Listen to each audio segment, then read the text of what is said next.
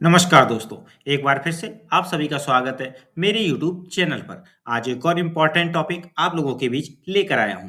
आज के दिन इस वीडियो में कुछ महत्वपूर्ण जानकारी पर बात करेंगे ब्रिज कोर्स से जुड़ी हुई।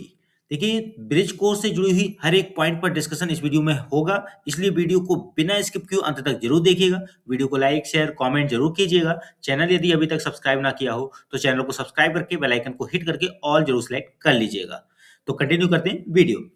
सबसे पहले बात करते हैं 6 month certified certificate course bridge in primary teacher education.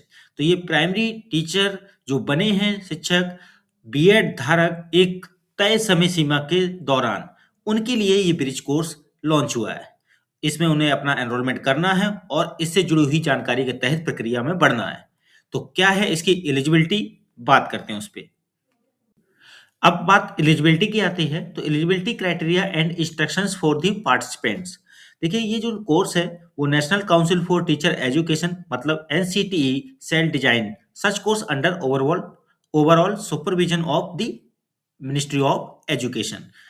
अब यहाँ पर देखिए, अपॉइंटी जो है whose appointments were made on the basis of BEd, यानी जिनकी अपॉइंटमेंट बीएड के बेसिस पर हुई प्राइमरी टीचर की जॉब में, एज ए वैलिड क्वालिफिकेशन, ठीक है, बिटवीन 28/6 यानी 28 जून 2018 से 11 अगस्त 2023 के मध्य, must undergo this course to retain their eligibility. यानी 28 जून 2018 से 11/8/2023 के मध्य जिन्होंने बीएड के योग्यता के साथ प्राइमरी शिक्षक के तौर पर नियुक्ति प्राप्त की, उनके लिए ये कोर्स मान्य होगा, तभी उनकी एलिजिबिलिटी पूर्ण मानी जाएगी। अब नीचे देखिए, यहाँ कहा जा रहा है कि failure to complete this course within time frame. जो टाइम फ्रेम दिया जा रहा है उसमें ये कोर्स करने में यदि असफल होते हैं तो जो एजुकेशनल अथॉरिटीज है, concern educational authorities will invalidate the appointment. वो आपकी अपॉइंटमेंट को इनवैलिडेट करार करेंगे उन सच कैंडिडेट्स का जिनके लिए ये कोर्स लॉन्च किया गया है। तो ये ध्यान रखिएगा कि आपको किस समय सीमा के नियुक्त शिक्षक प्राइमरी स्तर पर बीएड धारक को करना है ये कोर्स, और साथ में इसके ना पास होने पर यानी असफल हो जाने पर क्या स्थिति होगी वो भी। इसलिए पहली बात ये है कि परेशान ना हो, टेंशन ना लें, कोई इतना बड़ा टास्क नहीं है, एक सिंपल प्रोसेस में मान के चलिए आप सभी कर सकते हैं और सक्षम भी हैं। आगे आता है एक point, this bridge course will not be valid for the teachers seeking subsequent employments as primary teachers. Means ये जो कोर्स है will not be valid for the teachers, आगे आने वाली जो सब्सिक्वेंट एम्प्लॉयमेंट है यानी भर्तियां हैं एज ए प्राइमरी टीचर्स, ये उस समय के लिए वैलिड नहीं होगा। ये सिर्फ इसी दौरान करने वाले कोर्स के लिए वैलिड होगा, आगे के लिए भर्तियों के लिए नहीं। ठीक है, अब यहाँ पर चलते हैं आगे के पॉइंट्स पर कि कौन कौन से डॉक्यूमेंट्स नीड होंगे इस कोर्स में अप्लाई करते वक्त। अब इस कोर्स में जो डॉक्यूमेंट्स रिक्वायर्ड हैं वो हैं recent passport size colour photograph, एक clear and updated photograph required for the identity verification.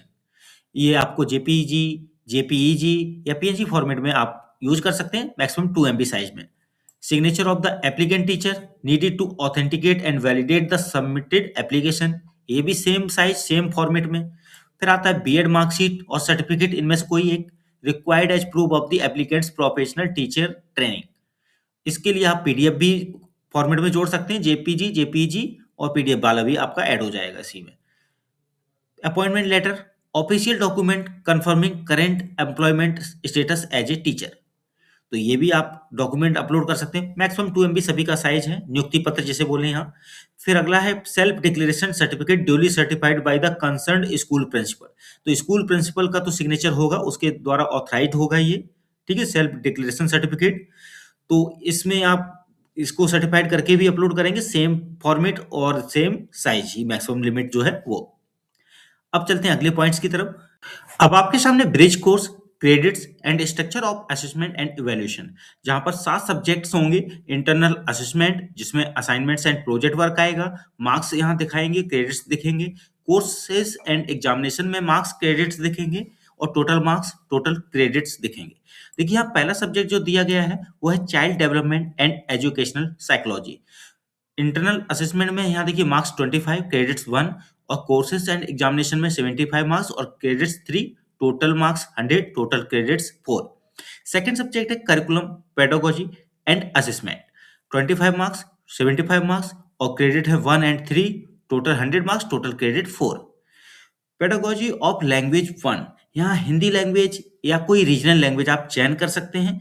Internal में आपको 25 मार्क्स, क्रेडिट 1, 25 मार्क्स सेम होंगे। कोर्सेस एंड एग्जामिनेशन में भी क्रेडिट भी 1 होगा, टोटल मार्क्स हो जाएंगे 50 और टोटल क्रेडिट्स 2। अब बात आ जाती है पेडागोजी ऑफ लैंग्वेज 2।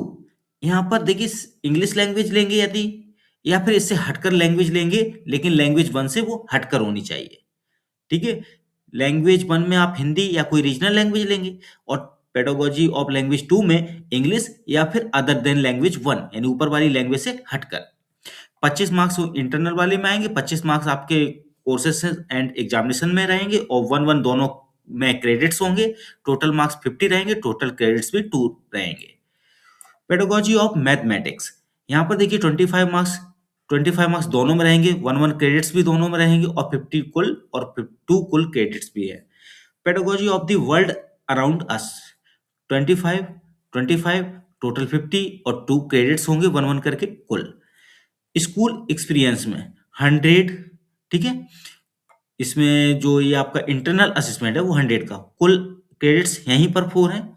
जो कोर्सेस एंड एग्जामिनेशन है वहाँ डैश डैश नो, और टोटल 100, टोटल 4 क्रेडिट्स।